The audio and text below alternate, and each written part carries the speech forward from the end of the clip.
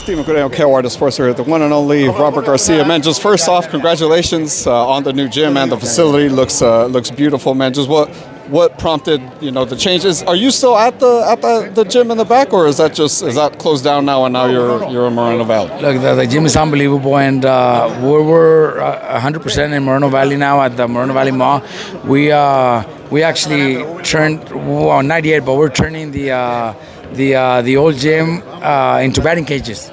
Oh, really? Yeah, That's we're going to cool. turn into batting cages. Yeah. We have a lot. The area there where the gym was at.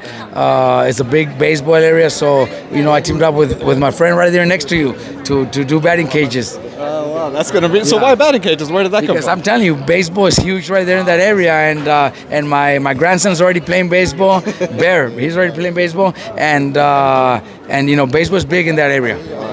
Yeah, it's going to be, man, it's a big space, so I'm excited to go to the gym. I can't wait to go, man. Let's just talk about your guy, Jose Ramirez. I was telling him, I don't know if I could call it a loss, right? But Devin Haney is coming off a difficult fight.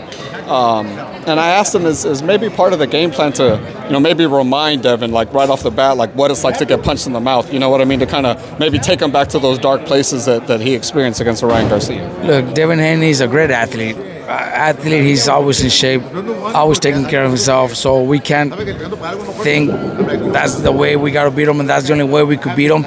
I think Jose, in his mind, I don't think it's the only chance I got is because he got beat against Ryan, and that's my chance. Jose's ready to fight the best Devin out there, and that's what we're training for. Jose's motivated. He's gonna go out there and do his job. He knows that it's a great opportunity. It's gonna be in New York. It's gonna be in front of thousands and thousands of Mexican American fans there. So I think that also motivates Jose. Fighting with Jose, like fighting in the bubble one time wasn't very exciting for him.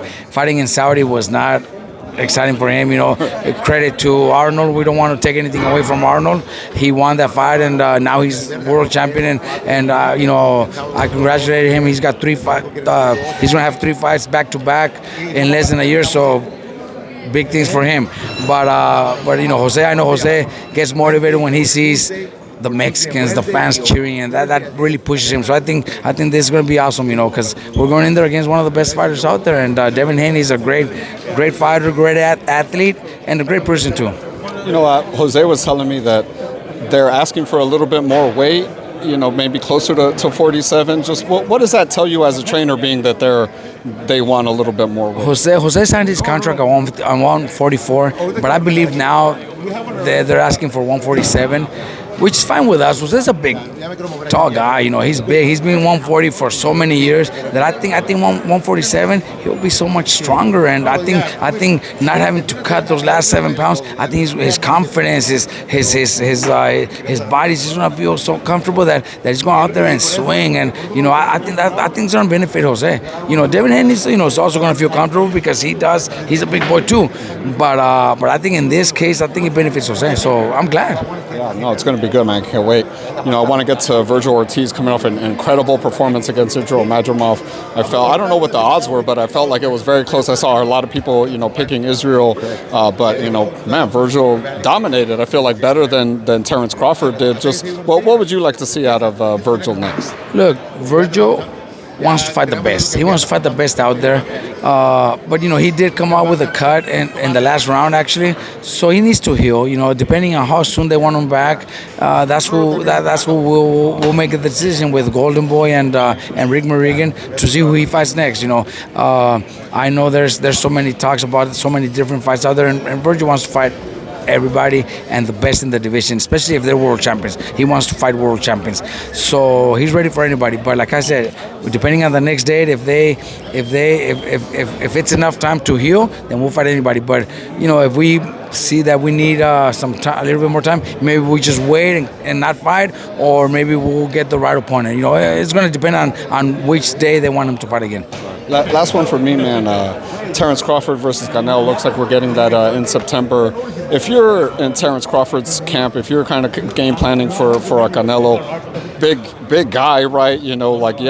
Maybe Terence is a little taller, a little longer arms, but know, that doesn't mean much when the heavy punches are coming back to you, right? Like what's the game plan for Terence against Canelo? Just use your skills, speed. Try to fight on the outside, and he does have skills, man. He is a real talented fighter. So I think he's gonna put up really good rounds, maybe at least 5 or 6 rounds. He's gonna put up really good rounds.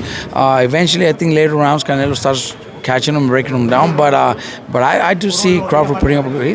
Crawford's, he's the man. He's pound for pound one of the best fighters in the world. He's very talented. I think he will put up a good fight. You said Canelo maybe later in the rounds comes on, and puts pressure on him. But Canelo more recently, the later rounds, it's a little like slower, maybe gives up a couple of them because he's already kind of won.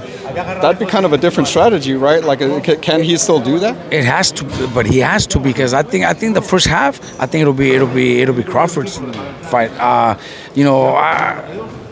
might be wrong also, because Canelo is also very talented. Let's not take that away from him. He's very talented, but I do see Crawford maybe taking the first few rounds, the first half of the fight, and then Canelo forcing himself to pressure and try to dominate it that way, because knowing that he might be a little bit behind, he's gonna be forced to do it.